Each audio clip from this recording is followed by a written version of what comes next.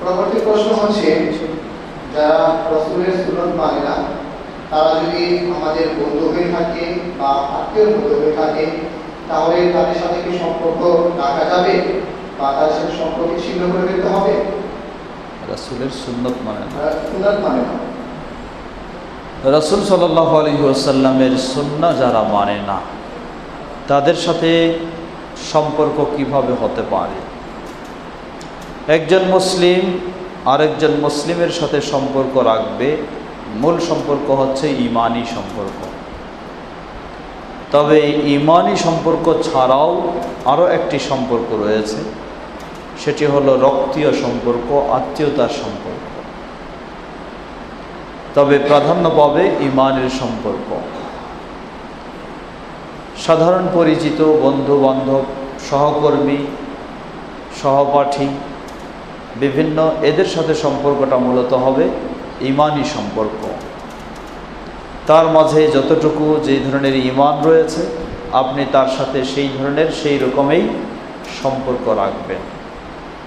রাসূল সাল্লাল্লাহু আলাইহি ওয়াসাল্লামের সুন্নাহকে কেউ যদি জেনে বুঝে এটাকে প্রত্যাখ্যান করে, জেনে বুঝে ইচ্ছাকৃতভাবে প্রত্যাখ্যান করে, তাহলে প্রথমে তার কাছে চেষ্টা করতে হবে কোরআন এবং সুন্নাহর দলিল এর মাধ্যমে এবং বিজ্ঞ ভালো ব্যক্তির মাধ্যমে তার কাছে বিষয়গুলিকে উপস্থাপন করা।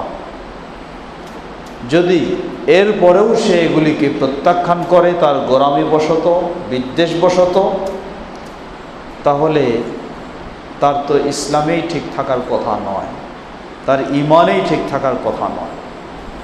বিশেষ করে স্পষ্ট প্রমাণিত হওয়ার পরেও কেউ যদি জানার বোঝার পরেও রাসূল সাল্লাল্লাহু আলাইহি ওয়াসাল্লামের সুন্নাহকে প্রত্যাখ্যান করে অস্বীকৃতিমূলক, তাহলে সে মুসলিম হতে পারবে না, সে মুমিনই নয়। অতএব ঈমানি সম্পর্ক তার সাথে কোনো আর সুযোগ নেই। আর যদি এমন হয় কোনো ব্যক্তি আসলে সে ইসলামের গুরুত্ব দেয়, কিন্তু মাযহাবী ফাঁদে পড়ার কারণে সে কিছু বিষয়গুলিকে মনে করছে এগুলি আপনাদের আর এগুলি আমাদের, এই ধরনের অবস্থাটা যদি তার হয়, তাহলে এ কারণে তাকে বর্জন করা যাবে না। বরং এই জন্য তার কাছে আমরা বললাম যে কোরআন এবং সুন্নাহর দলিলের আলোকে সঠিক বিষয়গুলি ভালোভাবে উপস্থাপন করে তাকে বোঝানোর চেষ্টা করতে হবে। যদি ঠিক হয়ে যায় আলহামদুলিল্লাহ, যদি ঠিক না হয় তাকে পূর্ণ কাফেরও ঘোষণা দেওয়া যাচ্ছে না, তাহলে যতটুকু তার মাঝে ভালো ততটুকু আপনার তার সাথে সম্পর্ক থাকবে। আল্লাহু তাআলা আ'লাম।